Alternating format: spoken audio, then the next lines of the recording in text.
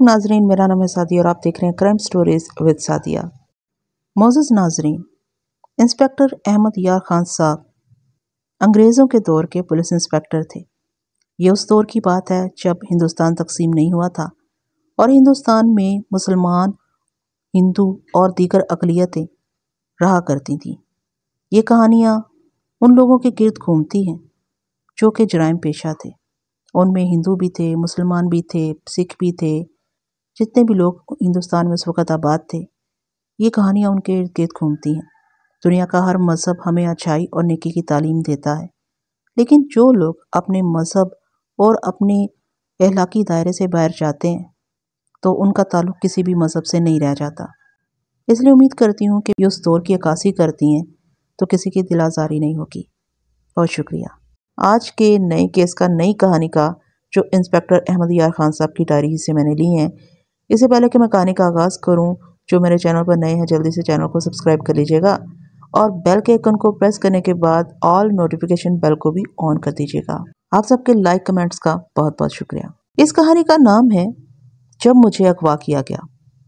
آئیے آغاز کرتے ہیں آج کے پارٹ نمبر 1 کا۔ دوسری جنگ عظیم کا دوسرا سال تھا۔ ہندوستان کی چیونٹیوں کے پر نکل آئے تھے۔ یہ پر فوجی سامان سپلائی کرنے کی ٹھیکیداریوں نے مہیا کیے تھے۔ پورا ہندوستان فوجی کیمپ بن گیا تھا۔ جس کسی نے فوجی نوکری کی کبھی سوچی بھی نہیں تھی، وہ بھی بھرتی ہو گیا۔ فوجی بھرتی کا معیار صرف یہ رہ گیا تھا کہ جوان چلنے پھرنے اور رائفل اٹھانے کے قابل ہو۔ سپلائی کی ٹھیکیداریوں کا یہ عالم تھا کہ درزی صبح و شام دریاں تیار کرتے رہتے تھے، بڑئی لکڑی کے کھوکے بناتے رہتے تھے، راج مزدور چھاونیوں میں بارکے بناتے دکھائی دیتے تھے۔ جگہ جگہ عارضی ہوائی اڈے بننے لگے، بے روزگاری ختم ہو گئی اور گھروں میں پیسہ عام ہو گیا۔ جن لوگوں نے دریاں، لکڑی کے بکسے اور دیگر سامان سپلائی کرنے کے ٹھیکے لیے، وہ رات ہی رات لکھ پتی ہو گئے۔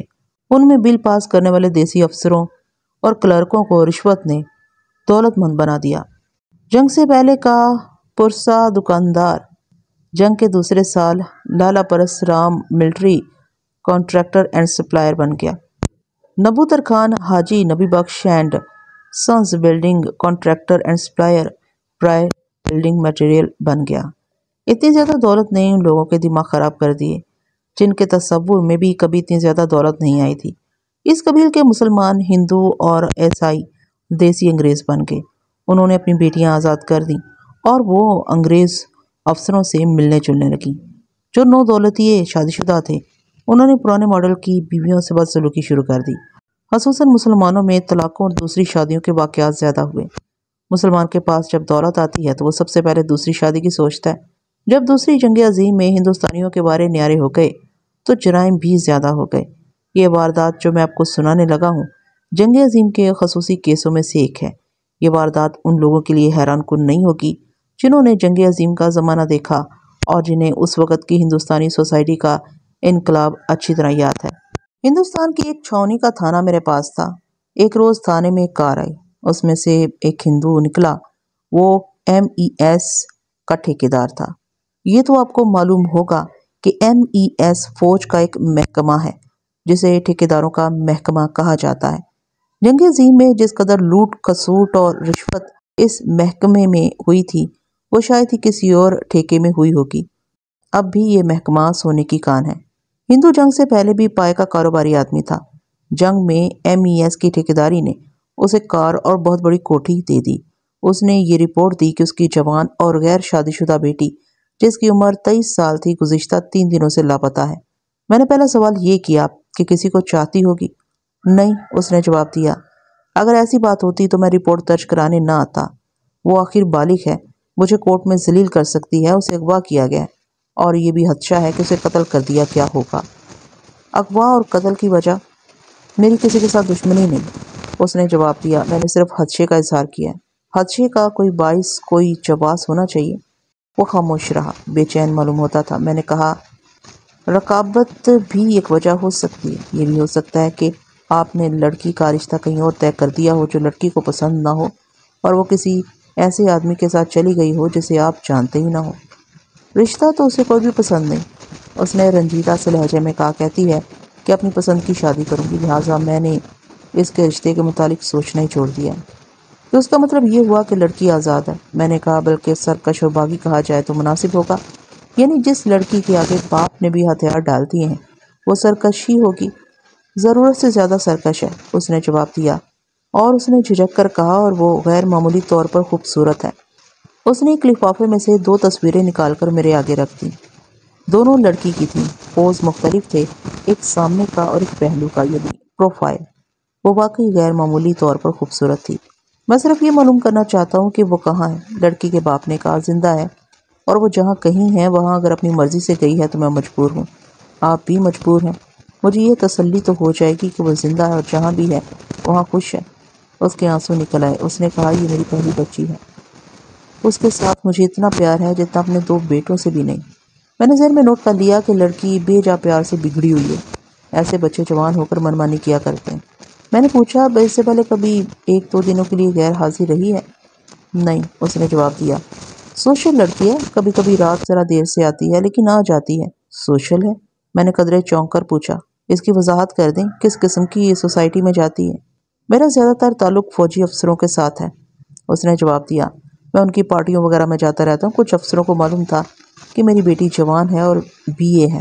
انہوں نے کہا کہ ہر پارٹی میں عورتیں آتی ہیں، ان میں انگریز عورتیں بھی ہوتی ہیں، اس لیے اپنی بیٹی کو ساتھ لے آیا کرو، تعلقات بڑھیں گے۔ مجھے اب اس غلطی کا احساس ہو رہا ہے کہ میں نے اسے پارٹیوں وغیرہ میں لے جانا شروع کر دیا۔ لڑکی بڑی ہوشیار نکلی۔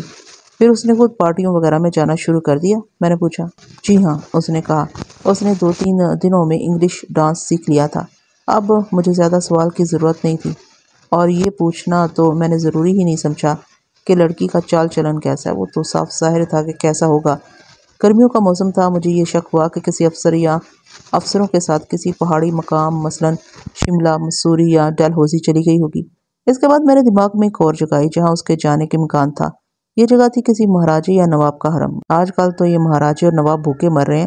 انگریزوں کی بادشاہی میں یہ لوگ بھی بادشاہ تھے، اپنی اپنی ریاست میں شہنشاہ تھے۔ ان کے پاس اندھی دولت تھی، ان کے ایجنٹ گھومتے پھرتے رہتے تھے۔ جہاں کوئی خوبصورت لڑکی نظر آئی اسے حرم کے لیے پھانسنے یا خریدنے کی کوشش کرتے تھے۔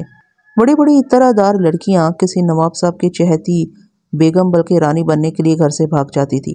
حرم میں جا کر انہیں پتہ چلتا تھا کہ ان جیسی 20 لڑکیاں محل کی قیدی اور بے نکاحی بیویاں بنی ہوئی ہیں۔ مجھے ڈر تھا کہ اگر وہ بھی رانی بننے کے جھانسے میں آ گیا تو پھر اس کا سراغ بھی نہیں ملے گا۔ برآمدگی اور واپسی کا تو سوال ہی پیدا نہیں ہوتا تھا۔ میں نے اس کے باپ سے اس خطرے کا ذکر کر دیا۔ اس نے کہا آپ یہ سراغ لگا دے کہ کون سے مہاراجے یا نواب کے پاس ہے، میں فوج کے انگریز افسروں کا اثر استعمال کر کے اسے وہاں سے نکلوا لوں گا۔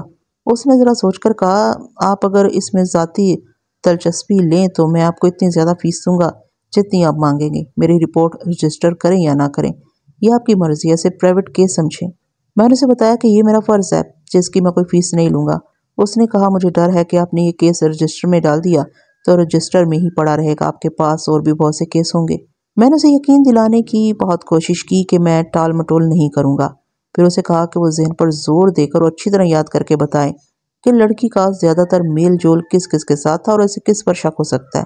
اس نے سب سے پہلے ایک مسلمان میجر کا نام لیا، یہ MES کا میجر تھا۔ اس کے علاوہ بھی اس نے چند ایک نام بتائے لیکن زیادہ زور اسی مسلمان میجر پر دیا اور کہا چھاؤنی میں اسکینڈل بن گیا، اس میجر کے 2 بچے ہیں، اس کی بیوی اپنے والدین کے گھر چلی گئی ہے۔ میرے مزید پوچھنے پر اس نے بتایا کہ میجر کی بیوی پردہ نہیں کرتی، امیر کبیر والدین کی بیٹی ہے، سوشل نہیں۔ میجر کی اور اس کی ناچاکی ہو گئی ہے، میری لڑکی کو زیادہ تر اسی کے ساتھ دیکھا گیا ہے۔ بہت سی اور ضروری باتیں پوچھ کر میں نے رپورٹ درج کر لی اور ہندو ٹھیکیدار چلا گیا۔ یہ اس ہائی کلاس سوسائٹی کا ڈرامہ معلوم ہوتا تھا جو ہندوستانی معاشرے میں جنگ عظیم میں پیدا ہوئی تھی۔ یہ حرام کی دولت کی پیداوار تھی۔ جب ملک تقسیم ہوا تو یہ سوسائٹی پاکستان کے حصے میں بھی آئی۔ اس کی آمدنی کا ذریعہ سرکاری ٹھیکیداریاں اور رشوت تھی، اس لیے سوسائٹی نے اپنے آپ کو زندہ رکھنے کے لیے پاکستان کی بنیاد ہی ٹھیکیداریوں اور رشوت پر رکھی۔ اب آپ اپنے ملک میں معاشرے کی اس کلاس کو دیکھ سکتے ہیں۔ ان لوگوں کے گھروں میں یہی حرکتیں ہوتی ہیں جو میں آپ کو سنا چکا ہوں۔ بیٹیاں سوشل ہر کسی سے ملتی ملاتی اور بدکاری کرتی ہیں، خامدوں اور بیویوں میں ناچاکی رہتی ہے۔ لڑکیاں من مانی کرتی ہیں مگر پولیس تک کوئی واردات نہیں پہنچتی کیونکہ اس بے حیائی اور بدکاری کو ان لوگوں نے تہذیب میں شامل کر لیا ہے۔ اس ہندو ٹھیکیدار نے اپنی بیٹی کی گمشدگی کی رپورٹ اس لیے دی تھی کہ ابھی وہ لڑکی کی اس حرکت کو جرم سمجھ رہا تھا۔ نئی تہذیب نے ابھی جڑ نہیں پکڑی تھی۔ خود میرے لیے بھی یہ حرکتیں نئی اور ناقابل اعتراض تھیں۔ مجھے جب یہ پتہ چلا کہ ایک ہندو لڑکی کی وجہ سے ایک مسلمان گھرانہ اجڑ رہا ہے تو میں اس کیس میں ذاتی دلچسپی لینے کا ارادہ کر لیا۔ چھاؤنی میں یہ سہولت ہوتی ہے کہ وہاں افسروں کے بیروں خانساموں اور بھنگیوں کی ایک فوج رہتی ہے۔ یہ لوگ پولیس کے لیے کارآمد ہوتے ہیں۔ میں انہیں بہترین مخبر سمجھا کرتا تھا۔ پولیس کے خلاف بھی مخبری کرتے تھے اور حق میں بھی۔ دیسی افسروں اور ان کی بیویوں کے ادھر ادھر ناجائز تعلقات میں یہ لوگ خاص پارٹ ادا کرتے تھے۔ کوٹھیوں اور بنگلوں کے اندر کی دنیا کی صحیح خبریں دیتے تھے۔ میں نے ان میں سے کم و بیش 20 آدمی اپنی مخبر پلٹن میں شامل کر رکھے تھے۔ یہ کیس جو کہ MES کے ایک ٹھیکیدار کی بیٹی کا اور MES کے ہی ایک میجر کا تھا، اس لیے میں نے MES کے آفیسرز میں شامل 2 خصوصی بیروں کو بلوا لیا۔ وہ رات کو کام سے فارغ ہو کر آئے۔ لڑکی کے متعلق انہوں نے نہایت دلچسپ اور لذیذ باتیں بتائیں اور کہا کہ انگریز افسر اپنی میمو کو بھول گئے ہیں۔ ان بیروں کی اطلاع کے مطابق لڑکی آفیسرز کے بڑے کھانے میں ضرور جاتی ہے۔ انگریز افسروں کے ساتھ ڈانس کرتی ہے اور اس کا باپ بھی ساتھ ہوتا ہے۔ ان دونوں نے لڑکی کے حسن کی تعریفیں اپنی زبان اور اصطلاحوں میں بڑے ہی اشتعال انگیز انداز سے کیں۔ مسلمان میجر کے متعلق انہوں نے بتایا کہ اس کی عمر 30 سال سے اوپر ہو گئی ہے، عیاش آدمی ہے، ٹھیکیداروں سے بہت رشوت لیتا ہے، اس کی بیوی خوبصورت ہے اور اس کے 2 بچے ہیں۔ وہ کبھی بیس میں نہیں آئی، وہ چھاؤنی میں ایک بنگلے میں رہتی ہے۔ ان بیروں کی معرفت اگلے روز بنگلے کے 2 اور ملازم آ گئے۔ یہ دونوں مسلمان میجر کے بنگلے کے پڑوس کے بنگلوں میں ملازم تھے۔ انہوں نے بتایا کہ یہ ہندو لڑکی کبھی کبھی اس میجر کے گھر آتی ہے اور انہیں باہر بھی اکٹھے دیکھا گیا۔ افسروں میں اٹھنے بیٹھنے والی یہ ایک ہی لڑکی نہیں تھی، اور بھی بہت سی ہندو، سکھ اور عیسائی لڑکیاں ایڈوانس ہو گئی تھیں۔ مجھے یہ سن کر بہت افسوس ہوا کہ ان میں مسلمان لڑکیاں بھی تھیں۔ ان سب کے باپ یا خامد انہیں انگریز افسروں سے ملوا کر بلکہ ان کے حوالے کر کے فخر کیا کرتے تھے، لیکن یہ ہندو لڑکی جو لاپتہ ہو گئی تھی بہت مشہور تھی۔ بیروں نے بتایا کہ بہت شوخ اور چلبلی لڑکی ہے۔ مسلمان میجر کے متعلق انہوں نے بتایا کہ عیاش اور شرابی ہے۔ تقریباً 1 مہینے سے وہ بنگلے میں اکیلا رہتا ہے۔ اس کی بیوی اپنے والدین کے گھر چلی گئی ہے۔ میاں بیوی میں اسی لڑکی پر جھگڑا رہتا تھا۔ ایک گھریلو ملازم نے یہ بھی وثوق سے بتایا کہ میجر کی بیوی کے ایک آدمی کے ساتھ تعلقات ہیں۔ بیوی اسی شہر کے مضافاتی علاقے میں رہتی تھی۔ اس کا باپ امیر قسم کا زمیندار تھا، اراضی مزاروں کے سپرد تھی۔ بہرحال یہ سب حرام کی دولت، بے جا آزادی اور انگریزوں کی نقل کرتے ہوئے بے حیا ہو جانے کا چکر تھا۔ میں نے اس میجر کے ہنسامے کو چھاؤنی کے دوسرے ملازموں کی معرفت قابو کر لیا۔ اس نے میجر کا چال چلن وہی بتایا جو دوسرے بتا چکے تھے۔ بہت دیر تک پوچھ گچھ کرنے کے بعد نئی بات یہ سامنے آئی کہ ایک انگریز لیفٹیننٹ کرنل جس کا نام جانسن بتایا گیا اکثر اس میجر کے گھر آتا ہے۔ 2-3 بار یہ لڑکی بھی کرنل جانسن کے ساتھ آئی تھی۔ تینوں الگ کمرے میں بیٹھے شراب پیتے رہے تھے۔ ہنسامے نے یہ بھی بتایا کہ میجر کی بیوی کا ایک امیر کبیر آدمی کے ساتھ دوستانہ ہے۔ اس کا اصل نام کچھ اور تھا، آپ اس سے ارشد کہہ لیں۔ یہ آدمی میجر کے سسرال کی برادری کا تھا۔ میجر کی بیوی کوئی 2 مہینے سے میجر کے ساتھ کھچی کھچی رہنے لگی اور اس نے ارشد کے ساتھ اس حد تک دوستانہ کر لیا کہ میجر کی موجودگی میں ارشد کے ساتھ باہر چلی جاتی تھی۔ یہ بھی انکشاف ہوا کہ 2 دفعہ کرنل جانسن میجر کی غیر حاضری میں میجر کی بیوی کے پاس آیا اور بیوی نے اسے بڑے غصے سے گھر سے نکال دیا۔ ہنسامے نے میرے پوچھنے پر بتایا کہ گزشتہ 1 ہفتے سے یہ ہندو لڑکی میجر کے پاس نہیں آئی۔ اس کا مطلب یہ تھا کہ لڑکی اگر اس میجر کی خاطر گھر سے نکلی ہے تو وہ کہیں اور روپوش ہے۔ مجھے یہ سوال پریشان کر رہا تھا کہ اتنی آزاد لڑکی اگر میجر کے ساتھ شادی کرنا چاہتی ہے تو اسے گھر سے بھاگنے اور روپوش ہونے کی کیا ضرورت ہے؟ اس کے باپ نے اس کی شادی اسی کی مرضی پر چھوڑ دی تھی۔ یہ بھی ہو سکتا تھا کہ باپ نے اسے یہ بھی کہا ہو کہ اگر اس نے مسلمان کے ساتھ شادی کی تو اسے قتل کرا دیا جائے گا۔ پھر یہ خیال بھی آیا کہ میجر اپنی بیوی کو طلاق دے کر شادی کر لے گا، اور پھر یہ خیال بھی آیا کہ یہ مسلمان میجر بالکل ہی بے قصور ہو سکتا ہے۔ چھاؤنی میں ایک گورا رجمنٹ بھی تھی جس کے سپاہیوں نے 3-4 بار بازار میں شراب پی کر ہلڑ بازی کی تھی۔ ان انگریز سپاہیوں کو ہم ٹامی کہا کرتے تھے، بلکہ ہندوستان میں مشہور تھا کہ گورے سپاہی اپنے باپ کی نسل سے نہیں ہوتے، سب حرامی ہوتے ہیں۔ اس رجمنٹ کے 4 سپاہیوں نے ایک بار ایک دیہاتی لڑکی کو پکڑ لیا تھا۔ دیہاتیوں نے گوروں پر لاٹھیوں سے حملہ کر دیا اور لڑکی کو بچا لیا۔ مجھے یہ خدشہ بھی نظر آنے لگا کہ لڑکی کہیں ان گوروں کے ہاتھ تک چڑھ گئی ہو۔ اس صورت میں انہوں نے اسے خراب کر کے جان سے ہی مار دیا ہوگا۔ اس صورت میں ایک دیسی تھانے دار محض مجبور اور بے بس ہوتا ہے۔ تمام امکانات پر غور کر کے میں نے سب سے پہلے میجر کی بیوی سے ملنے کا فیصلہ کیا۔ کورا ذہن لے کر میجر سے ملنا بیکار تھا۔ یہ تو ہو ہی نہیں سکتا تھا کہ وہ کہہ دیتا کہ جی ہاں لڑکی میرے پاس ہے۔ میں نے اس کے متعلق زیادہ سے زیادہ معلومات فراہم کر کے اسے گھیرنا بہتر سمجھا تھا۔ اس کی بیوی کے گھر جا کر میں اس کے باپ سے ملا، اسے بتایا کہ ایک ہندو لڑکی لاپتہ ہو گئی ہے جس کے باپ نے میجر پر شک کیا ہے، اور میں میجر کی بیوی سے میجر کے چال چلن اور اس لڑکی کے ساتھ تعلقات کے متعلق کچھ معلوم کرنا چاہتا ہوں۔ باپ نے یعنی میجر کے سسر نے میجر کے خلاف بہت سی باتیں کی جن میں سے کوئی ایک بھی بات میرے کام نہیں آ سکتی تھی۔ اپنے دل کا غبار نکال کر اس نے مجھے اپنی بیٹی سے ملنے کی اجازت دے دی۔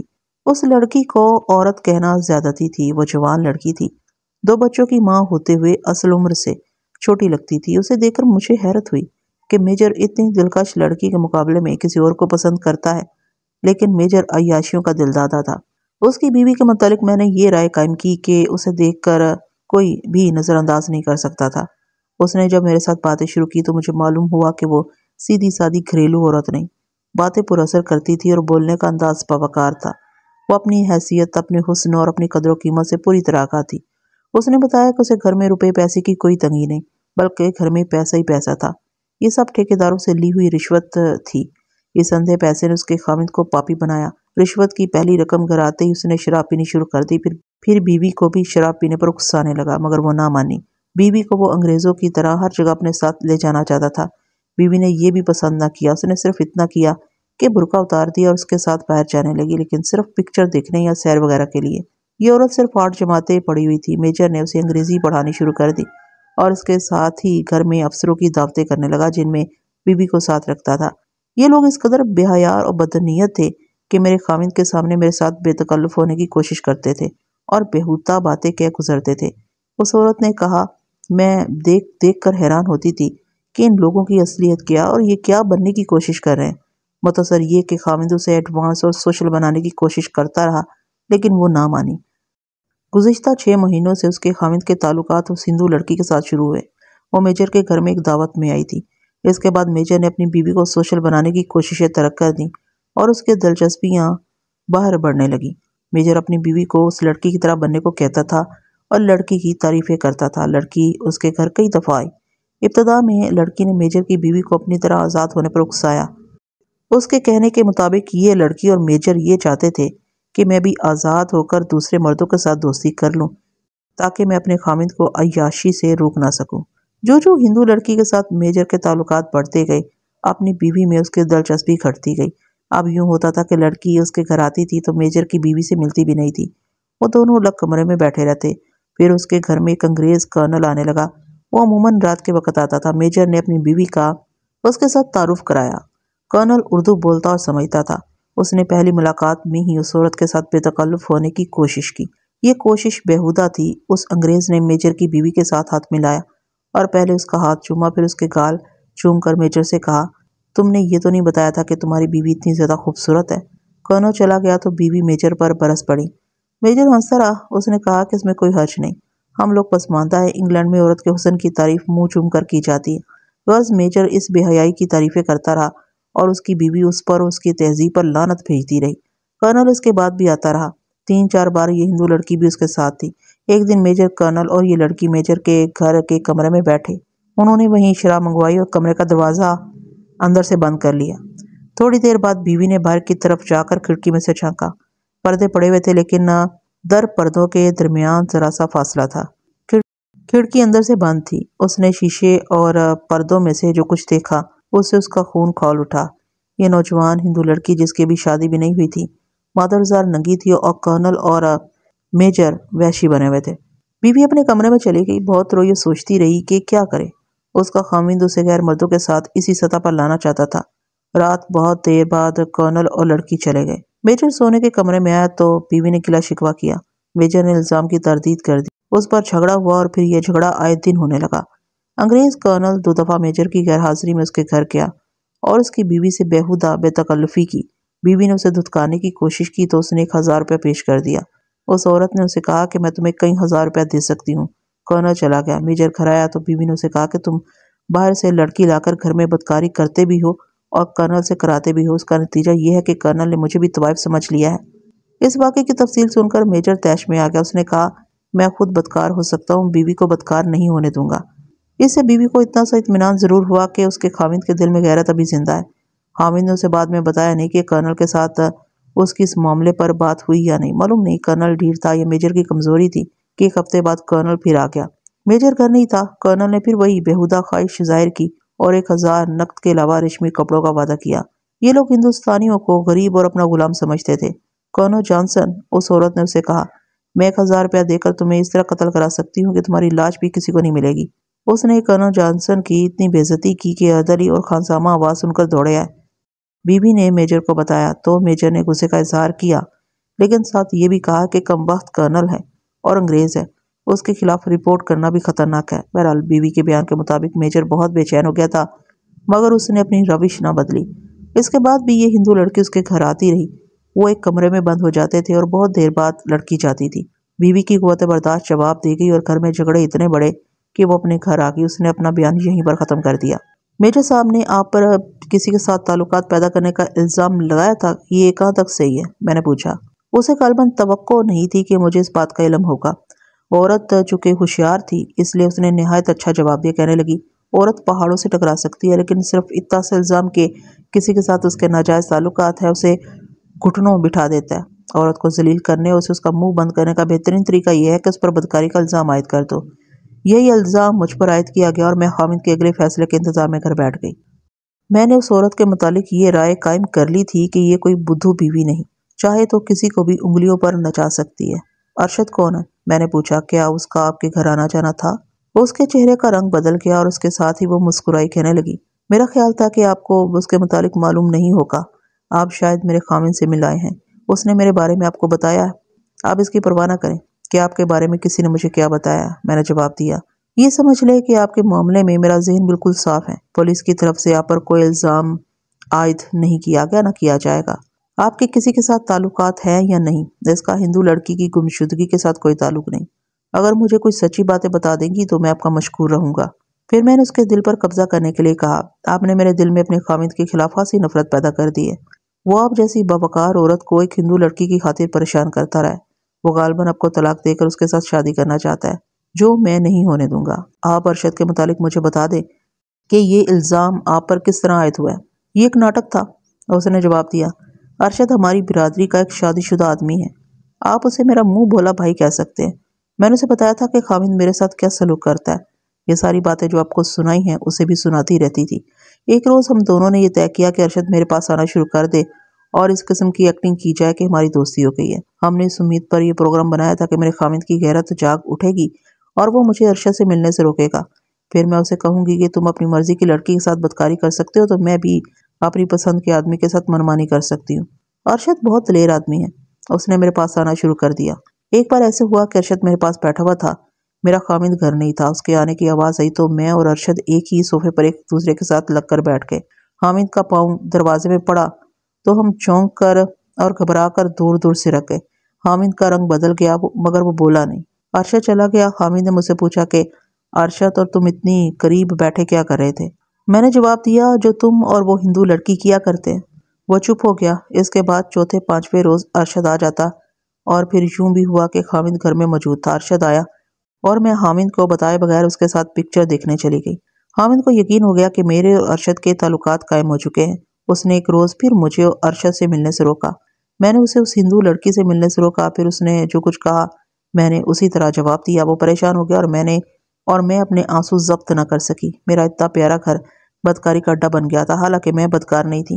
کبھی سوچ بھی نہیں سکتی تھی کہ خامد کے راستے پر چل نکلوں گی، مگر اس ناٹک کو بھی میں بدکاری سمجھتی تھی۔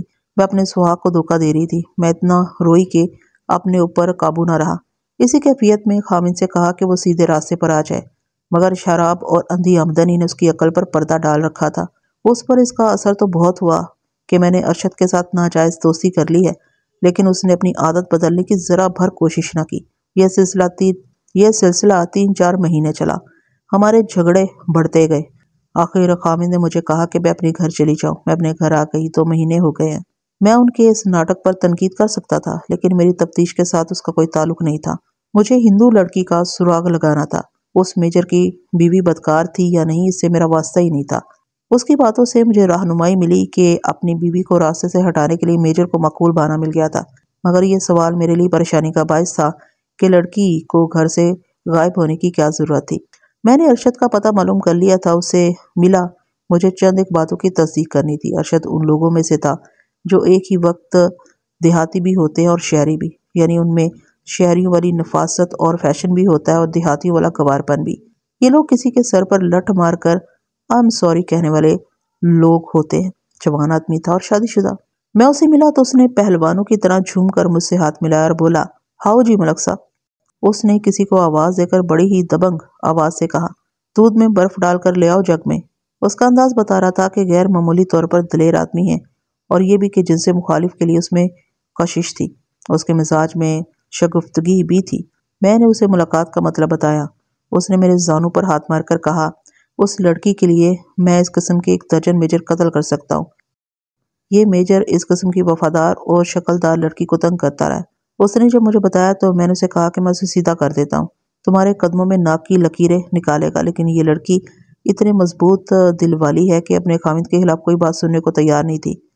وہ میرے پوچھے اور کہے بغیر میجر کی بیوی کی تعریفوں کے پل باندھ رہا تھا۔ انسان کو اتنا باتونی نہیں ہونا چاہیے کہ منہ میں جو آئے کہتا چلا جائے۔ میجر کی بیوی کی تعریفیں کرتے کرتے اس نے کہا، ادھر ہماری بیوی ہے جیسے کھرلی پر گائے بندھی ہوئی ہو، بلاؤ تو 10 منٹ بعد بولتی ہے، ہنساؤ تو منہ بسور لیتی ہے، اس کے آگے رو تو ہنس پڑتی ہے، مگر ہم ہے کہ برادری کو خوش رکھنے کے لیے اپنے دل پر پتھر رکھے ہوئے ہیں۔ اس کی باتیں مجھے شک میں ڈال رہی تھی۔ میرے دماغ میں یہ سوچ ہے کہ کہیں ایسا تو نہیں کہ میجر کی بیوی کو آباد کرنے کے لیے ہندو لڑکی کو اسی نے غائب کر دیا ہو۔ میں نے یہ دیکھ لیا تھا کہ اس میں خطرہ مول لینے کی ہمت موجود ہے۔ میں نے اس شک کو سامنے رکھ کر اس پر سوال کیے، لقمے دیے، اسے دوستی اور ہمدردی کے خوبصورت جھانسے دیے، مگر وہ مجھے اس جرم سے صاف نظر آ رہا تھا۔ اس نے میجر کی بیوی کی ساری باتوں کی تصدیق کی اور بتایا کہ وہ دونوں میجر کو راہ راست پر لانے کے لیے ناٹک کھیلتے رہے ہیں۔ میرا اس ناٹک کے ساتھ کوئی تعلق تو نہیں تھا، پھر بھی میں نے اسے کہا، اس ناٹک کا نتیجہ آپ نے دیکھ لیا ہے۔ میجر نے ہر جگہ مشہور کر دیا ہے کہ اس کی بیوی کے آپ کے ساتھ ناجائز تعلقات ہیں۔ اس سے بہتر یہ ہے کہ اسے آپ لوگ برادری میں بٹھا کر شرمسار اور ذلیل کر دے۔ اب آپ کی گردن اس کے پاؤں کے نیچے آ گئی۔ اب وہ بیوی کو طلاق دینے اور دوسری شادی کرنے کا معقول بہانہ حاصل کر چکا ہے۔ اس نے آہستہ سے کہا، یہ دیکھا جائے گا۔ میں نے اس آدمی کو ذہن سے اتارا نہیں۔ امکان موجود تھا کہ اس نے لڑکی کو غائب کیا ہے۔ میں نے یہ خاص طور پر نوٹ کیا کہ وہ میجر کی بیوی میں غیر معمولی دلچسپی لے رہا تھا۔ وہ اس عورت کا بھائی یا باپ نہیں تھا، لیکن بھائیوں اور باپ سے زیادہ دلچسپی ظاہر کر رہا تھا۔ اس سے میرے شک کو تقویت مل رہی تھی۔ بہرحال یہ ثابت ہو گیا تھا کہ گمشدہ لڑکی کا میجر کے ساتھ گہرا تعلق ہے۔ کولونل جانسن کا نام بھی سامنے آیا تھا۔ میں نے تھانے میں جا کر اس مسلمان میجر کے پیچھے مخبر لگا دیے اور اس کے ساتھ اس کے بنگلے میں ملنے کا بندوبست کر لیا۔ ملاقات رات کو ہوئی۔ اس نے مجھے شراب پیش کی۔ میں نے بوتل اور گلاس اٹھا کر پرے رکھ دی اور کہا کہ میں تفتیش کے لیے آیا ہوں۔ اس کے لیے ضروری ہے کہ آپ ہوش میں رہیں۔ میں نے ہندو ٹھیکیدار کا نام لے کر کہا کہ اس کی بیٹی لاپتہ ہو گئی ہے۔ آپ کے ساتھ لڑکی کے گہرے مراسم تھے۔ آخری بار وہ آپ کے ساتھ دیکھی گئی تھی۔ آپ صرف جواب دیں۔ میں نے کہا، میں ابھی آپ کے کسی سوال کا جواب نہیں دوں گا۔ یہ تو آپ کو معلوم ہوگا کہ میں برٹش انڈیا آرمی کا میجر ہوں۔ اس نے کہا، میں سڑکوں پر پھرنے والا جیب کترا نہیں ہوں، اور جناب کو یہ علم ہوگا ہی کہ یہ خادم برٹش انڈیا پولیس کا انسپکٹر ہے۔ میں نے کہا، ملٹری پولیس کا حوالدار نہیں۔ پھر میں نے آہستگی سے کہا، میجر صاحب، میں آپ کو تھانے میں بلوا سکتا ہوں۔ آپ کو افسر اور اپنا مسلمان بھائی سمجھ کر آپ کی عزت افزائی کی ہے کہ آپ کے گھر میں آ گیا ہوں۔ کرم کریں، اور جتنی دیر میں یہاں بیٹھا ہوں اپنے آپ کو میجر سمجھنا چھوڑ دیں۔ اس میں آپ کا اپنا بھلا ہے۔ مگر وہ اپنے عہدے کو ذہن سے اتارنے پر آمادہ نہیں تھا۔ کہنے لگا کہ آپ یہ سمجھ کر آئے ہیں کہ اس لڑکی کو میں نے کہیں غائب کر دیا؟ جی نہیں، میں نے اسے نرم کرنے کے لیے کہا، میں یہ ثابت کرنے آیا ہوں کہ آپ نے لڑکی کو غائب نہیں کیا۔ اس ثبوت کے لیے مجھے آپ کی مدد کی ضرورت ہے۔ لڑکی بالغ ہے، اگر وہ آپ کے پاس ہے یا کسی اور کے پاس، وہ کورٹ میں جا کر بیان دے سکتی ہے کہ وہ اپنی مرضی سے اس کے ساتھ گئی ہے۔ قانون اس آدمی کا یہ آپ کا کچھ بھی نہیں بگاڑ سکتا۔ پھر آپ تفتیش کیوں کر رہے ہیں؟ اس نے پوچھا۔ اس کے باپ نے رپورٹ درج کرائی ہے۔ میں نے جواب دیا، مجھے لڑکی برآمد کرانی ہے۔ لڑکی پہلے دن ہی کورٹ میں بیان دے گی تو مقدمہ خارج ہو جائے گا۔ مجھے صرف یہ بتا دیں، لڑکی کہاں ہے؟ مجھے کچھ پتا نہیں، اس نے جواب دیا۔ آپ کو کب معلوم ہوا تھا کہ لڑکی لاپتہ ہو گئی ہے؟ میں نے پوچھا تو اس نے جواب دیا، ٹھیکیدار نے مجھے پیغام بھیجا تھا کہ لڑکی واپس کر دو ورنہ تمہیں گرفتار کرا دوں گا۔ آپ غالباً اسی کے کہنے پر میرے پاس آئے ہیں۔ اس نے آپ پر شک کیوں کیا ہے؟ میں نے پوچھا۔ اس لیے کہ میں اس کا ایک بل روکا ہوا ہے، میجر نے جواب دیا۔ بل 57,000 کا ہونا چاہیے، لیکن اس نے 98,000 کا بل بنایا ہے۔ میں نے اسے کہا تھا کہ بل 57,000 کا بناؤ۔ میں نے بل روک لیا ہے۔ کیا ہر ٹھیکیدار کا ہر بل صحیح ہوتا ہے؟ یہ کوئی ٹکی چھپی بات نہیں۔ اس نے جواب دیا کہ ہمارے محکمے میں رشوت خوری حد سے زیادہ ہے۔ کبھی کوئی بل صحیح نہیں آتا، بل پاس کرنے والے افسر اور کلرک اپنا اپنا حصہ لے لیتے ہیں، لیکن 57,000 کا بل 60,000 یا سے کچھ اوپر کا بھی بن سکتا ہے اور ادا بھی ہو سکتا ہے۔ اکٹھے 41,000 کا فرق کیسے ہضم کیا جائے؟ اب اتفاق سے اس کی بیٹی لاپتہ ہو گئی ہے۔ اس نے انتقام لینے کے لیے یا مجھے ڈرانے کے لیے میرے خلاف شک کا اظہار کر دیا اور مجھ تک پیغام بھی پہنچایا کہ تمہیں گرفتار کرا دوں گا۔ حقیقت یہ ہے کہ اس لڑکی کے ساتھ میرا کوئی ایسا گہرا تعلق نہیں ہے۔ میں شادی شدہ ہوں۔ آپ کے بیوی بچے کہاں ہیں؟ چند دنوں کے لیے اپنے گھر گئے ہوئے ہیں۔ کب گئے ہیں؟ انسپکٹر صاحب، اس نے قدرے مسکرا کر کہا، میرا خیال ہے کہ میری فیملی کے ساتھ اس ہندو لڑکی کا کوئی تعلق نہیں ہے۔ اسے میں بالکل ضروری نہیں سمجھتا کہ آپ میرے گھریلو معاملات میں دخل دیں۔ میجر صاحب، میں نے اسے کہا، آپ نے اپنے لیے مشکل یہ پیدا کر رکھی ہے کہ اس لڑکی کا آپ کے گھریلو معاملات میں گہرا دخل ہے۔ میں تفتیش کر رہا ہوں، بڑا لمبا چکر کاٹ کر آپ تک پہنچا ہوں۔ بات اتنی سی ہے کہ اگر لڑکی آپ کے پاس ہے تو بتا دیں۔ بہتر طریقہ یہ ہے کہ اسے کورٹ میں لے جائیں اور اس کے بیان ریکارڈ کرا دیں کہ وہ بالغ ہے اور اپنی مرضی سے آپ کے ساتھ آئی ہے۔ پھر آپ چاہیں تو اس کے ساتھ شادی کر لیں، چاہے تو واپس کر دیں، یہ کوئی جرم نہیں۔ لیکن یہ میجر کوئی بھی بات تسلیم کرنے پر آمادہ نہیں تھا۔ اسے میری باتوں سے یہ بھی شک نہ ہوا کہ میں اس کے اور لڑکی کے تعلقات کے متعلق بہت کچھ جان چکا ہوں۔ اس کے رویے سے مجھے شک ہونے لگا۔ اس نے پھر بل کی بات کی، کہنے لگا، پولیس کو صرف اس بل کی وصولی کے لیے میرے پیچھے ڈالا گیا ہے۔ لڑکی کو میں جانتا ہوں، وہ اتنی کچی نہیں ہے کہ کوئی اسے اٹھا کر لے کے آؤگا۔ وہ گم نہیں ہو سکتی، کسی نئے دوست کے ساتھ سیر سپاٹے کے لیے چلی گئی ہوگی۔ اس کے انداز میں لاپرواہی اور بے نیازی سی تھی، جیسے مجھے کوئی اہمیت نہ دے رہا ہو۔ میں نے اس کے گرد مقبروں کا جال پھیلا دیا تھا، اس لیے بہتر یہ سمجھا کہ اس پر بام پھینک دیے جائیں تاکہ میرے مقبر اس کا رد عمل دیکھیں اور نظر رکھیں کہ وہ کہاں کہاں جاتا ہے۔ میں نے اس کے ساتھ بہت باتیں کی اور جب دیکھا کہ وہ کسی بات پر نہیں آ رہا تو میں نے پوچھا، میجر صاحب، مجھے صرف یہ بتا دیں کہ آپ اس لڑکی کے تعلقات سے دستبردار ہونے کی کوشش کیوں کر رہے ہیں؟ کیونکہ میرا اس کے ساتھ کوئی تعلق نہیں ہے۔ اس نے تو ٹوک جواب دیا۔ تو پھر یوں کہہ دیں کہ وہ آپ کے گھر کرنل جانسن کے ساتھ بدکاری کرنے کے لیے آیا کرتی تھی۔ میں نے کہا، کون کرنل جانسن؟ اس نے پوچھا، لیکن اس کی زبان کچھ ہکلا گئی تھی۔ وہ کرنل جانسن جس نے آپ کی شریف اور وفادار بیوی کو بری نیت سے پھانسنے کی کوشش کی تھی۔ میں نے کہا، کیا میں آپ کو آپ کے بنگلے کے اس کمرے میں لے چلوں جہاں آپ اور کرنل جانسن اس لڑکی کے ساتھ بدکاری کیا کرتے تھے؟ وہ گہری سوچ میں کھو گیا۔ میں نے اس کے کندھے پر ہاتھ رکھ کر کہا، میرے محترم دوست، آپ کے بنگلے کے جو درخت ہیں وہ بھی پولیس کے انفارمر ہیں۔ میں آپ کے پاس خالی ذہن لے کر نہیں آیا۔ اس لڑکی کو کہیں چھپانے کی کیا ضرورت ہے؟ وہ بالغ اور آزاد خیال لڑکی ہے، آپ کسی بھی وقت اس کے ساتھ شادی کر سکتے ہیں۔ اپنی بیوی کو آپ بلا وجہ طلاق دے سکتے ہیں۔ بلا وجہ نہیں، وہ تو جیسے مری گیا تھا۔ مری ہوئی آواز میں بولا، میں نے اپنی بیوی کو بلا وجہ گھر نہیں بھیجا، اس کے ایک آدمی کے ساتھ ناجائز تعلقات ہیں۔ اسے گھر بھیجنے کا لڑکی کی گمشدگی کے ساتھ کوئی تعلق نہیں، اور حقیقت یہ ہے کہ مجھے علم نہیں کہ لڑکی کہاں ہے۔ آپ اپنا وقت ضائع کر رہے ہیں۔ میں آپ کو بتا چکا ہوں کہ لڑکی کے باپ نے مجھ پر کیوں شک کیا ہے۔ کیا آپ اپنی بیوی کو طلاق دینا چاہتے ہیں؟ میں نے ابھی کوئی فیصلہ نہیں کیا۔ اب میں آپ سے جو بات کرنے لگا ہوں یہ پولیس انسپکٹر کی حیثیت سے نہیں بلکہ ایک مسلمان کی حیثیت سے کروں گا۔ میں نے اسے خلوص دل سے کہا، اگر میں ثابت کر دوں کہ آپ کی بیوی نے ارشد کو ساتھ ملا کر محض ناٹک کھیلا ہے تو آپ اپنی بیوی کو واپس لے آئیں گے؟ کیسا ناٹک؟ آپ کی بیوی آپ کو شراب خوری اور بدکاری سے ہٹانے کے لیے آپ کو یہ دکھانا چاہتی تھی کہ آپ بدکار ہو سکتے ہیں تو میں بھی ہو سکتی ہوں۔ میں نے اسے بتایا، آپ کی بیوی نے آپ کے ساتھ بے وفائی نہیں کی۔ اس نے کچھ حیرت زدہ سا ہو کر میری طرف دیکھا۔ میں نے کہا، کہ آپ کو یقین ہے کہ یہ ہندو لڑکی آپ کے ساتھ وفا کرے گی؟ کسی بھی وقت یہ ہندو آپ کو رشوت کے الزام میں پکڑوا کر آپ کی زندگی اور حیثیت تباہ کر سکتے ہیں۔ مجھ سے قسم لے لیں، اس نے برخورداروں کی طرح کہا، میں اس لڑکی کے ساتھ شادی نہیں کروں گا۔ وہ بدکار ہے، دولت زیورات اور نہایت اعلیٰ لباس کا اسے نشہ ہے۔ میں ایسی لڑکی کے ساتھ کیسے شادی کر سکتا ہوں جسے شادی کی ضرورت ہی نہیں اور جو انگریز، ہندو اور مسلمان افسروں کی مشترکہ بیوی بنی ہوئی ہے۔ میرے بھی اس کے ساتھ تعلقات ہیں، لیکن میں نے کبھی سوچا بھی نہیں کہ اس کی خاطر اپنی بیوی اور اپنے 2 ننھے بچوں سے دستبردار ہو جاؤں گا۔ مگر وہ رک کر بولا، مگر آپ نے ایک نئی بات بتائی ہے۔ میری بیوی نے ارشد کے ساتھ مل کر مجھے سبق دینے کی کوشش کی ہے۔ مجھے اس کے متعلق سوچنے دیں۔ میری بیوی مجھے دھوکہ نہیں دے سکتی۔ اس نے ضرور ڈرامہ کھیلا ہے۔ مجھے خوشی ہوئی کہ میں نے ایک مسلمان گھرانہ آباد کرنے کی جو کوشش کی تھی وہ کامیاب ہو رہی تھی، اور مجھے یہ یقین بھی آنے لگا تھا کہ لڑکی کی گمشدگی کے ساتھ اس میجر کا کوئی تعلق نہیں۔ پھر بھی میں نے مقبروں کو وہاں سے نہیں ہٹایا۔ میں نے میجر سے کرنل جانسن کے بنگلے کا نمبر پوچھا۔ اس نے فوراً بتا دیا۔ میرا خیال تھا کہ یہ انگریز کرنل بھی MES کا ہوگا، لیکن میجر نے بتایا کہ وہ ٹینک ریجیمنٹ کا کمانڈنگ آفیسر ہے۔ میں اس کے بنگلے میں گیا، وہاں اس کا ہنگامہ ملا۔ اس نے بتایا کہ کرنل 7 روز کی چھٹی گیا ہوا ہے۔ روانگی کی تاریخ پوچھی تو یہ وہی تاریخ تھی جس روز ہندو لڑکی اپنے باپ کے بیان کے مطابق لاپتہ ہوئی تھی۔ مجھے فوراً یہ خیال آیا کہ لڑکی اسی کے ساتھ گئی ہے۔ خان صاحبہ نے بتایا کہ وہ ڈلہوزی گیا ہے۔ ڈلہوزی ہندوستان کا ایک پہاڑی صحت افزا مقام ہے، مری سے زیادہ بلند اور خوبصورت۔ میں نے خان صاحبہ کو سختی سے کہا کہ میں اسے جو کچھ پوچھوں اس کا ذکر وہ صاحب سے نہ کرے۔ یہ لوگ پولیس سے بہت ڈرتے تھے کیونکہ پولیس کسی بھی وقت کسی بھی ملازم کے خلاف رپورٹ دے کر اس کا چال چلن اچھا نہیں نوکری سے الگ کرا سکتی تھی۔ خان صاحبہ کو میں نے ہندو لڑکی کی دونوں تصویریں دکھا کر پوچھا کہ اس نے اس لڑکی کو کبھی دیکھا ہے۔ بہت دفعہ دیکھا ہے حضور، اس نے جواب دیا۔ صاحب کے پاس آتی رہتی ہے۔ آخری بار کب آئی تھی؟ صاحب جس روز چھٹی گیا اس سے ایک روز پہلے آئی تھی، اس نے جواب دیا۔ اکیلی آتی تھی؟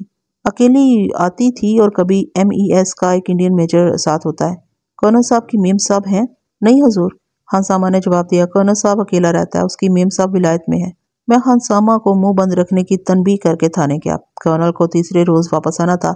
مجھے یقین ہونے لگا کہ لڑکی اسی کرنل کے ساتھ ڈلہوزی گئی ہے اور اس کے ساتھ ہی واپس آ جائے گی۔ میری مجبوری یہ تھی کہ لڑکی کی گمشدگی کی رپورٹ رجسٹر کرائی گئی تھی۔ مجھے لڑکی کا سراغ لگانا تھا ورنہ یہ کوئی واردات نہیں تھی۔ شام کو لڑکی کا باپ آ گیا، پوچھنے لگا کہ تفتیش کہاں تک پہنچی ہے۔ میں نے اسے کہا، جناب لالا صاحب مجھے صرف یہ بتا دے کہ آپ نے اس میجر پر کیوں شک کیا ہے؟ کرنل جانسن پر کیوں نہ کیا؟ ان افسروں پر کیوں نہ کیا جن کے ساتھ آپ کی بیٹی شامیں گزارتی ہے؟ کیا آپ میجر کو مشتبہ لکھوا کر اور اسے گرفتاری کی دھمکی دے کر اسے 98,000 روپے کا وہ بل منظور کرا سکتے ہیں جو دراصل 57,000 کا ہونا چاہیے؟ آپ نے ان تمام ہندو، انگریز اور اینگلو انڈین افسروں کو مشتبہ کیوں نہیں کہا جن کے ساتھ آپ کی بیٹی کے تعلقات ہیں؟ میں نے یقین کا اظہار نہیں کیا تھا کہ وہ میجر کے ساتھ ہی گئی ہے، اس نے گھبرائی ہوئی آواز میں کہا۔ میں نے یہ کہا تھا کہ اس کے ساتھ اس کے تعلقات گہرے ہیں۔ مجھے یہ بھی شک ہے کہ لڑکی کو آپ نے کہیں چھپا دیا ہے اور میجر سے بل پاس کروانے کے لیے اسے پھانس رہے ہیں۔ میں دراصل یہ کوشش کر رہا تھا کہ وہ گھبرا کر کیس واپس لے لے، مگر وہ ہندو تھا۔ ہندو میں یہ وصف ہوتا ہے کہ آپ کے پاؤں میں سر رکھ دے گا لیکن اپنی ہٹ سے باز نہیں آئے گا۔ یہی مظاہرہ ہندو نے کیا۔ گھبراہٹ سے اس کی زبان کانپ رہی تھی، وہ ہاتھ بھی جوڑ رہا تھا مگر مسلمان میجر کا ہی نام لیے جا رہا تھا۔ مجھے توقع تھی کہ مجھ پر وہ الزام عائد کرے گا کہ میں مسلمان ہوں، اس لیے مسلمان میجر کو بچانا چاہتا ہوں، لیکن اس نے ایسی کوئی بات نہیں کی۔ کرنل جانسن کے واپس آنے میں 2 دن باقی تھے۔ میں نے اس کیس کو الگ رکھ دیا اور قتل کے کیس میں مصروف ہو گیا۔ 2 دن گزر گئے۔ میں شام کے وقت کرنل جانسن کے بنگلے پر گیا۔ وہ بڑے اچھے انداز سے ملا۔ میں نے اسے ہندو لڑکی کی تصویریں دکھا کر پوچھا کہ وہ اسے جانتا ہے یا نہیں۔ اس نے صاف انکار کر دیا اور پوچھا کہ کیا بات ہے۔ میں نے بتایا کہ یہ لڑکی لاپتہ ہو گئی ہے۔ اس کے باپ نے پولیس اسٹیشن میں رپورٹ درج کرائی ہے اور میں ہر اس شخص سے پوچھتا پھر رہا ہوں جہاں یہ لڑکی جایا کرتی تھی۔ کرنل نے مجھ سے پوچھا، تمہیں کس نے بتایا کہ وہ میرے پاس آیا کرتی تھی؟ میں پولیس انسپکٹر ہوں۔ میں نے اسے کہا، میں ایسی بات آپ کو کبھی نہیں بتا سکتا کہ کس نے مجھے کیا بتایا۔ آپ کے پاس بلا وجہ نہیں آیا۔ کرنل کہیں باہر جا رہا تھا، اس نے وردی پہن رکھی تھی۔ وہ 2 باتیں کہہ کر چلا گیا، ایک یہ کہ وہ بریگیڈ ہیڈ کوارٹر کانفرنس میں جا رہا ہے اور دوسری یہ کہ اگر میں اسے تفتیش میں شامل کرنا چاہتا ہوں تو مجھے بریگیڈ ہیڈ کوارٹر سے اجازت لینی پڑے گی۔ وہ مجھے اپنے بنگلے کے برآمدے میں چھوڑ کر چلا گیا۔ اس کا عردلی آ گیا۔ ان حضرات کے لیے جو فوجی امور سے واقف نہیں، میں یہ وضاحت ضروری سمجھتا ہوں کہ ہر فوجی افسر کو ایک سپاہی عردلی کے طور پر ملا ہوا ہوتا ہے۔ اسی طرح کرنل جانسن کے بنگلے میں بھی ایک عردلی تھا۔ میں وہاں کھڑا سوچ رہا تھا کہ ایک انگریز کرنل کو تفتیش میں شامل کر کے اسے کس طرح کام کی باتیں اگلواؤں گا۔ انگریز ہمارے بادشاہ تھے۔ یہ کرنل ملا تو اچھے طریقے سے تھا لیکن میرے سوالوں کا جواب شاہانہ بے رخی سے دیا اور چلا گیا۔ یہ تجربہ میرے لیے نیا نہیں تھا۔ عردلی نے آ کر مجھے سہارا دیا۔ اس نے میرے ساتھ اردو میں بات کی تو میں سمجھ گیا کہ وہ پنجابی ہے۔ اس نے مجھ سے پوچھا کہ میں کس کام سے آیا ہوں۔ میں نے اسے پنجابی زبان میں جواب دیا، اسے تعاون کی درخواست کی۔ مجھے بالکل توقع نہیں تھی کہ عردلی اپنے صاحب کا کوئی راز مجھے بتائے گا۔ یہ لوگ انگریز افسروں کے زرخرید غلام ہوتے تھے، انگریزوں کی خوشنودی کی خاطر اپنوں کا گلا کاٹنے میں فخر محسوس کرتے تھے۔ تاہم میں نے اسے بتا دیا کہ میں کیوں آیا ہوں۔ اسے ہندو لڑکی کی تصویریں دکھا کر پوچھا کہ یہ لڑکی یہاں کبھی آئی ہے؟ اس نے بتایا کہ کئی بار آئی ہے۔ ہندوستان میں اتنی دور پنجابی بغل گیر ہو کر ملا کرتے تھے کیونکہ وہ ہمارے لیے پردیس تھا۔ اس ادھیڑ عمر عردلی نے مجھے سرونٹ کوارٹر میں چلنے اور چائے پانی کی دعوت دی جو میں نے بصدر شکریہ ٹال دی۔ عردلی سے کہا کہ وہ میری مدد کرے اور رات کو کام سے فارغ ہو کر تھانے میں آ جائے۔ میں نے اسے بتایا کہ 1-2 باتیں پوچھنی ہے۔ اس نے کہا کہ چوری چھپے آنا پڑے گا کیونکہ تفتیش کے لیے یا کسی بھی کام کے لیے جانا ہو تو اجازت لینی پڑتی ہے۔ میں نے اسے یقین دلایا کہ میں اسے گواہوں میں شامل نہیں کروں گا۔ وہ پنجابی ہونے کی وجہ سے اور میرے دوستانہ رویے سے متاثر ہو کر رات تھانے میں آنے پر رضامند ہو گیا۔ میں نے یہ محسوس کیا کہ یہ سپاہی ان پڑھ نہیں ہو سکتا۔ سلجھی ہوئی باتیں کرتا تھا، اس کے انداز میں خود اعتمادی اور وقار سا تھا۔ اردلی عموماً اس سپاہی کو بنایا جاتا تھا جو فوجی لحاظ سے نکما اور نالائق ہو۔ یہ نالائق نہیں لگتا تھا اور میں نے سوچا کہ کرنل نے اپنے لیے ذہین ہوشیار سپاہی منتخب کیا ہے۔ رات 10 بجے کے قریب اردلی آ گیا۔ مجھے اس کا اصلی نام چھپانے کی ضرورت نہیں۔ وہ تحصیل چکوال کے کسی گاؤں کا رہنے والا تھا۔ اس کا نام محمد خان تھا۔ وہ میرے پاس آیا تو مجھ سے پوچھا کہ یہ کیس کیا ہے۔ میں نے مختصراً بتا دیا۔ اس نے مجھ پر ایک سوال کیا، پھر دوسرا سوال کیا، اور پھر وہ مجھ سے اسی انداز سے سوال پر سوال کرتا گیا جیسے میں نہیں بلکہ وہ پولیس انسپکٹر ہے اور کسی واردات کی تفتیش کے لیے مجھ سے پوچھ گچھ کرنے آیا ہے۔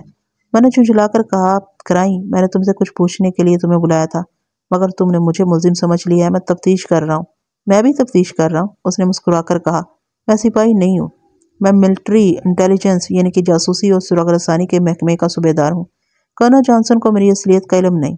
رجمنٹ کے سیکنڈ ان کمانڈ اور ایڈجوائنٹ کے سوا میری اصلیت کا کسی کو علم نہیں۔ آپ ہندو لڑکی کی گمشدگی کو اغوا کا کیس سمجھتے ہوں گے، لیکن مجھے شک ہے کہ یہ معمولی سا کیس نہیں ہے۔ یہ مجھے اس کیس کی کڑی معلوم ہوتی ہے جس کی سراغ رسانی کے لیے مجھے اس کرنل کا اردلی بنایا گیا ہے۔ اس کے متعلق شک ہے کہ یہ جاسوس ہے۔ مجھے اس کے بنگلے میں یہ خبر دینے کے لیے اردلی لگایا گیا ہے کہ کیا یہ واقعی جاسوس ہے، اور اگر جاسوس ہے تو جاپان کا ہے یا جرمنی کا۔ میری ڈیوٹی یہ ہے کہ دیکھتا رہتا ہوں کہ بنگلے میں آ کر کیا کرتا ہے اور کہاں جاتا ہے، اور اس کے پاس سول کا کون کون آدمی آتا ہے۔ میں نے اب تک جو رپورٹیں دی ہیں ان سے اس کرنل کو جاسوس ثابت کرنا ممکن نہیں۔ اس کے پاس اپنی وینٹ کے افسروں کے علاوہ MES کا ایک مسلمان میجر آتا ہے اور یہ ہندو لڑکی آتی ہے۔ میں ان دونوں کی رپورٹ دے چکا ہوں، مگر میں یہ نہیں دیکھ سکتا کہ وہ بند کمرے میں کیا کرتے ہیں۔ اندر وسکی جاتی ہے جو میں ہی لے کر جاتا ہوں، لیکن شک والی کوئی حرکت نظر نہیں آتی۔ اب آپ نے بتایا کہ یہ لڑکی لاپتہ ہو گئی ہے۔ ادھر کرنل جانسن اسی روز چھٹی گیا جس روز آپ بتاتے ہیں کہ لڑکی غائب ہوئی ہے۔ اس سے مجھے شک ہوتا ہے کہ لڑکی اسی کے ساتھ گئی تھی اور یہ عیاشی اور بدکاری کا معاملہ نہیں ہے۔ میں نے ملٹری انٹیلیجنس کی ٹریننگ انگریزوں سے لی ہے۔ بال کی کھال اتار کر آپ کو اندر کا حال بتا سکتا ہوں۔ یہ لڑکی آپ نے دیکھی نہیں۔ آپ نے بڑی بڑی خوبصورت لڑکیاں دیکھی ہوں گی، مگر اس لڑکی کی مسکراہٹ اور آنکھوں میں ایسا جادو ہے کہ آپ کے سامنے آئے تو آپ اس کے پاؤں میں بیٹھ کر پوچھیں گے کہ میرے لیے کیا حکم ہے۔ ایسی لڑکیاں جاسوسی کے لیے فٹ ہوتی ہیں۔ جاپانی اور جرمن اس قسم کی ہندوستانی لڑکیوں کو جاسوسی کے لیے استعمال کر رہے ہیں۔ میں سارا معاملہ سمجھ گیا۔ ایک انگریز کرنل کا جاسوس ہونا کوئی حیرت والی بات نہیں تھی۔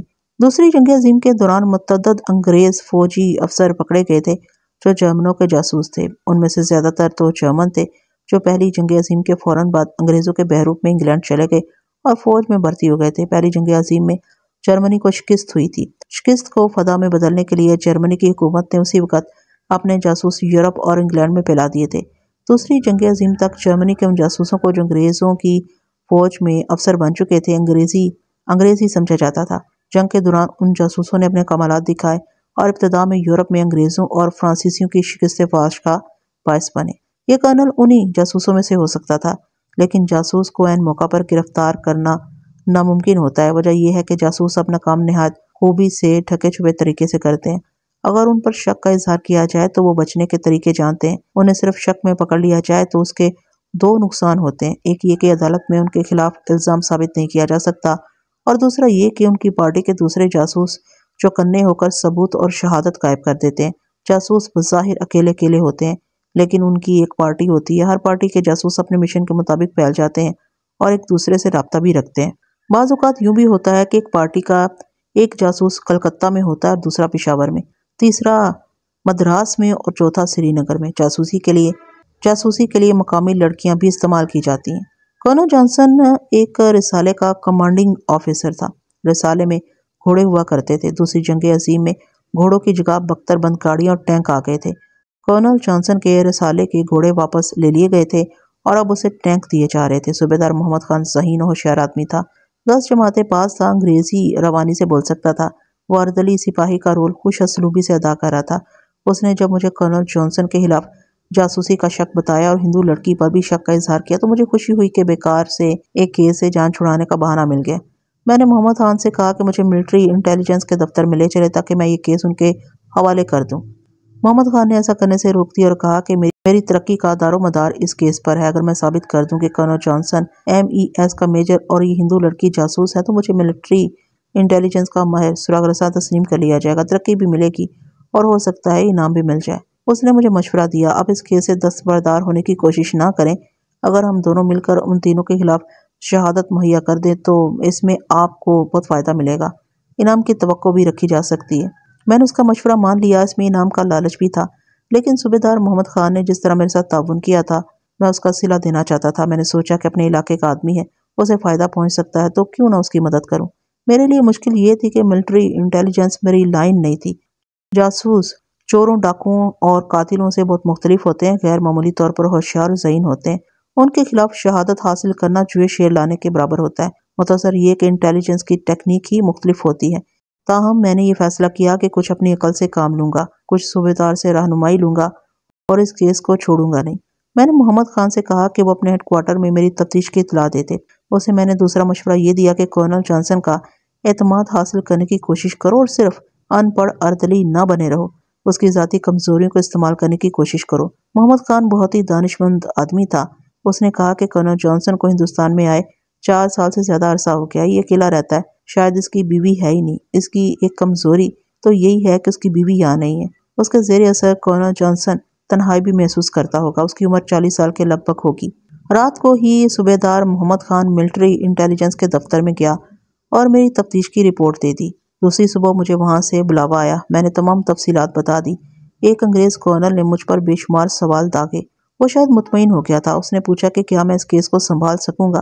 میں نے اسے تسلی دی اور محمد خان کی ذہانت کی بھی تعریف کر دی۔ اس کرنل نے مجھے برگیڈ ہیڈ کوارٹر سے تحریری اجازت نامہ لے دیا کہ میں کرنل جانسن اور مسلمان میجر، جس کا میں نام ظاہر نہیں کرنا چاہتا، کہ سرکاری کاغذات کسی بھی وقت دیکھ سکتا ہوں اور ان سے کسی بھی وقت اور کسی بھی جگہ پوچھ گچھ کر سکتا ہوں۔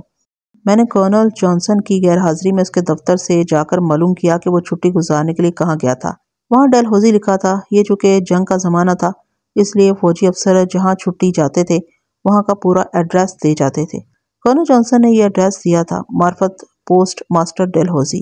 میں ریلوے اسٹیشن گیا، وہاں سے معلوم کیا کہ فلاں تاریخ کو کرنل جانسن کی فرسٹ کلاس سیٹ کون سی گاڑی میں بک ہوئی اور کہاں تک ہوئی تھی۔ ان کے پاس ریکارڈ موجود تھا۔ جس اسٹیشن تک اس کی سیٹ بک ہوئی اس کا ڈلہوزی کے ساتھ کوئی تعلق نہیں تھا۔ اگر وہ ڈلہوزی ہی گیا تھا تو وہ اسی چھاؤنی سے موٹر ٹرانسپورٹ پر گیا ہوگا، مگر جس اسٹیشن تک اس کی سیٹ بک ہوئی تھی وہاں سے کوئی موٹر ٹرانسپورٹ ڈلہوزی نہیں جاتی تھی۔ ریلوے اسٹیشن کے اسی ریکارڈ کو پھر دیکھا۔ میں اس ہندو لڑکی کا نام تلاش کر رہا تھا۔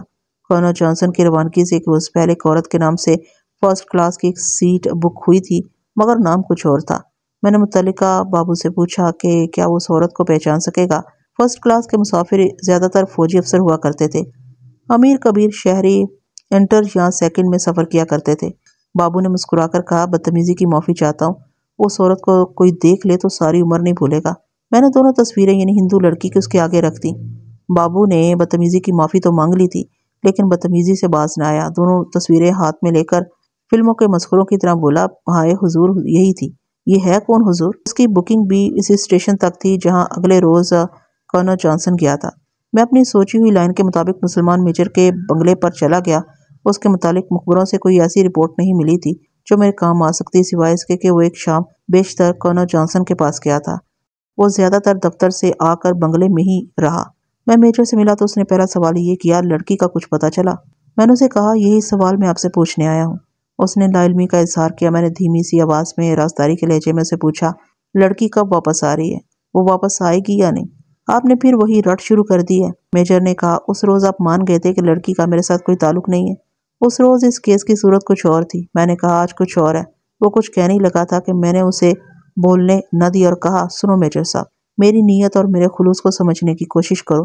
بیشتر اس کے کہ میں تمہیں گرفتار کر لوں، میں مسلمان کی حیثیت سے تمہاری بیوی اور 2 معصوم بچوں کا خیال کرتے ہوئے یہ موقع دیتا ہوں کہ اقبال جرم کر لو۔ ہو سکتا ہے اس کے بعد تم سروس میں نہ رہ سکو، لیکن بڑی لمبی قید سے بچ جاؤ گے، اور شاید، میں نے آگے جھک کر کہا، شاید سزائے موت سے بچ جاؤ۔ بہرحال تم جیل تک نہیں جاؤ گے، میں وعدہ کرتا ہوں۔ اس نے مسکرانے کی کوشش کی۔ اس کا رنگ پیلا پڑ گیا، سوچ میں کھو گیا۔ میں خاموش بیٹھا رہا۔ وہ اتنی دیر میں سنبھل گیا اور بولا، کہ ایسی لڑکی کی گمشدگی مجھے پھانسی کے تختے تک پہنچا سکتی ہے، جسے میں صرف اتنا ہی جانتا ہوں کہ یہ امیر کبیر اور گریجویٹ سوسائٹی گرل ہے۔ وہ اس سے بھی زیادہ کچھ ہے، میں نے کہا۔ اس سے آگے میں کچھ نہیں جانتا۔ اس نے کہا، آپ جو کارروائی کرنا چاہتے ہیں کر لیں، میں تمہیں سوچنے کا موقع دیتا ہوں۔ میں نے کہا۔ اس کے بنگلے سے نکل آیا۔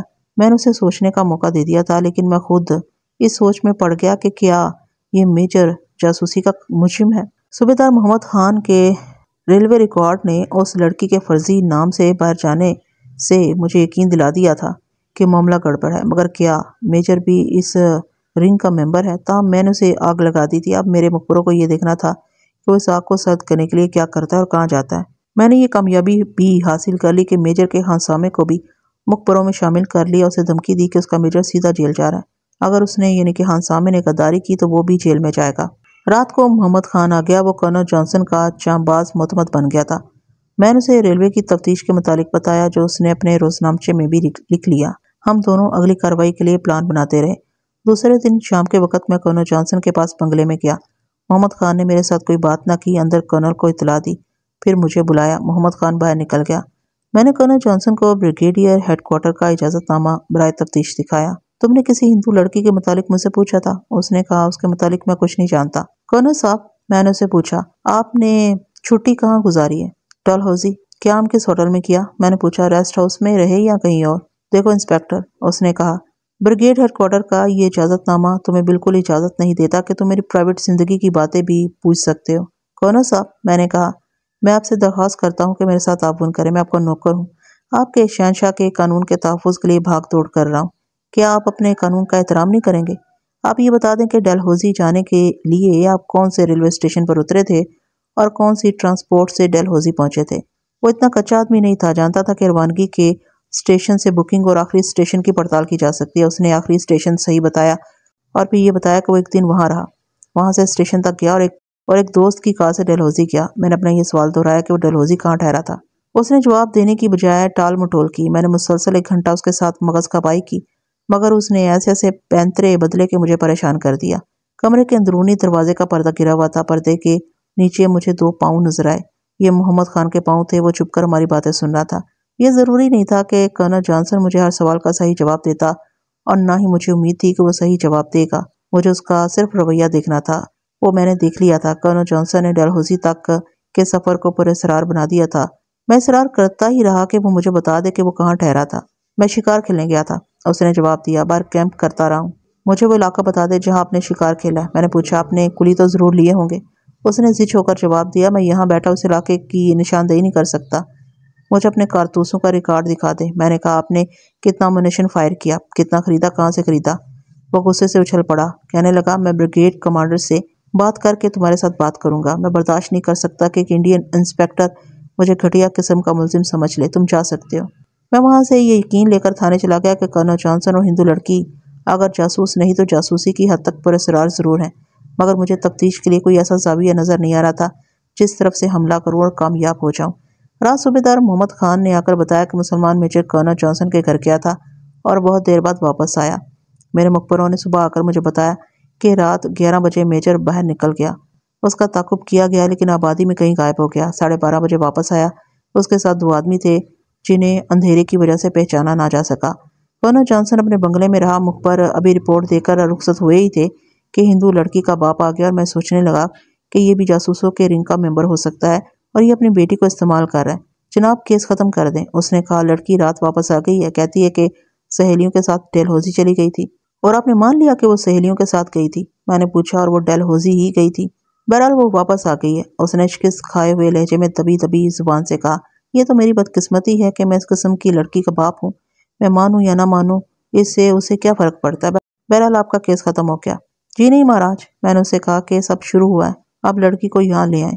وہ پسو پیش کرنے لگا، لڑکی کو تھانے میں نہیں لانا چاہتا تھا۔ میں نے اسے کہا، اگر آپ لڑکی کو میرے پاس نہیں لائیں گے تو میں آپ کے خلاف مقدمہ کھڑا کر دوں گا کہ آپ نے ایک مسلمان میجر کو ایک غلط بل پاس کرنے پر مجبور کرنے کے لیے اپنی لڑکی کو گھر میں چھپائے رکھا اور میجر کے خلاف شک کا تحریری طور پر اظہار کیا۔ وہ سخت گھبرایا، اس نے ہاتھ جوڑ کر کہا، آپ جتنی رقم مانگتے ہیں ابھی دے دوں گا، یہ کیس فائل کر دیں۔ میں اس لڑکی کے ہاتھوں پہلے ہی بہت پریشان ہوں۔ مجھے خیال آیا کہ اگر اسے لڑکی کو لانے کے لیے بھیج دیا تو یہ لڑکی کو کہیں غائب کر کے کہہ سکتا ہے کہ معلوم نہیں کہاں چلی گئی ہے۔ میں نے اپنے ASI سے کہا کہ لڑکی کو یہ بتا کر لے آئے کہ تمہارا باپ تھانے میں بیٹھا ہے اور تمہیں بلا رہا ہے۔ وہ چلا گیا۔ وہ لڑکی کو 1 گھنٹے بعد لے آیا۔ وہ واقعی غیر معمولی طور پر خوبصورت تھی، بلکہ اس کا حسن خطرناک تھا۔ میں نے اس کے باپ کو باہر نکال دیا اور لڑکی سے پوچھا کہ وہ کہاں گئی تھی۔ اس نے جواب دیا کہ سہیلیوں کے ساتھ ڈلہوزی چلی گئی تھی۔ میں نے پوچھا کہ وہ سہیلیاں کون کون ہیں، ان کے نام کیا ہیں، اور وہ ڈلہوزی کون سے ہوٹل میں ٹھہری تھی۔ میں بالغ ہوں، جہاں چاہوں جا سکتی ہوں، جہاں چاہوں ٹھہر سکتی ہوں، اس نے جواب دیا۔ بالغ ہو جانے سے لڑکی کو یہ اجازت نامہ نہیں مل جاتا کہ وہ اپنے والدین کو اور پولیس کو پریشان کر سکتی ہے۔ میں نے اسے کہا تمہارے باپ نے رپورٹ رجسٹر کرائی تھی کہ تم لاپتہ ہو گئی ہو۔ پولیس کئی دنوں سے تفتیش کر رہی ہے اور تم نے آج آ کے کہہ دیا کہ میں بالغ ہوں۔ اب تمہیں یہ ثابت کرنا پڑے گا کہ تم اپنی سہیلیوں کے ساتھ ڈلہوزی گئی تھی۔ مجھے اس گھر کا پتہ یا ہوٹل کا نام بتاؤ جہاں تم ٹھہری تھی اور سہیلیوں کے نام اور پتے بھی لکھواؤ۔ پولیس کے ساتھ اسے پہلی بار پالا پڑا تھا۔ اس پر خاموشی طاری ہوگی، کبھی بے چین نظروں سے مجھے دیکھتی تھی اور کبھی سر جھکا لیتی تھی۔ میں نے اسے پوچھا تم کون سی گاڑی سے گئی تھی اور کس تاریخ کو گئی تھی؟ اس نے کہا کہ وہ بس سے گئی تھی اور تاریخ بھی غلط بتائی۔ میں نے اسے کہا تم فلاں تاریخ فلاں گاڑی سے فرسٹ کلاس میں گئی تھی، کہو تو میں یہ بھی بتا دوں کہ تم نے کس اسٹیشن پر گاڑی چھوڑی اور وہاں سے کہاں گئی۔ اس کی آنکھیں ابل کر باہر آنے لگی۔ میں نے اسے سنبھلنے نہیں دیا اور پوچھا اگر تم بتا دو کہ کرنل جانسن کے ساتھ تم کہاں کہاں گئی تھی تو میں تمہیں سلطانی کباب بنا لوں گا۔ میں کرنل جانسن کو نہیں جانتی۔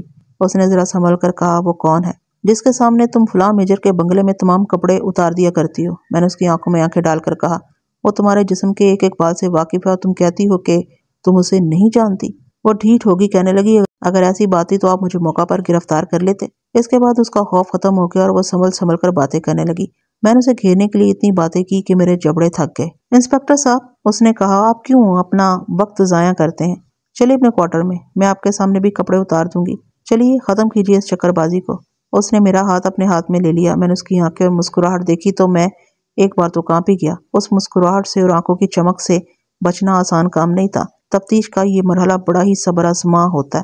پتھر بھی موم ہو جایا کرتے ہیں۔ بڑے بڑے جابر تھانے داروں کی تھانے داریاں ریت کی ڈھیریاں بن جاتی ہیں اور زنجیریں پگھل جاتی ہیں۔ میں فرشتہ نہیں تھا لیکن اللہ نے مجھے بچا لیا کہ لڑکی کا باپ اندر آ گیا۔ میرا ASI اسے پیچھے گھسیٹ رہا تھا۔ میں کمرے سے نکل گیا اور لڑکی کے باپ کو اس قدر ڈانٹ پلائی کہ لڑکی کے حسن کا جادو اتر گیا۔ لڑکی کے باپ کو میں نے تھانے سے نکال دیا۔ میں خطرہ مول لے رہا تھا۔ لڑکی میری نگاہ میں مشتبہ تھی مگر کوئی شہادت نہیں تھی سوائے اس کے کہ اس نے اپنے خلاف شک پختہ کر دیا تھا۔ میں اسے آزاد نہیں چھوڑ سکتا تھا اور اسے حراست میں بھی نہیں لے سکتا تھا۔ خطرہ یہ تھا کہ اس کا باپ میرے خلاف اپنی بیٹی کو حبس بے جا میں رکھنے کی فوری چارہ جوئی کر سکتا تھا۔ معاملہ جوان اور خوبصورت لڑکی کا تھا۔ کوئی مرد ہوتا تو میں نہ ڈرتا۔ لڑکی مجھ پر محض جھوٹا الزام عائد کر سکتی تھی کہ میں نے اس کی عزت پر حملہ کیا۔ یہ ثابت تو نہ ہو سکتا تھا لیکن جج لڑکی کو دیکھ کر میرے خلاف شک کر سکتا تھا۔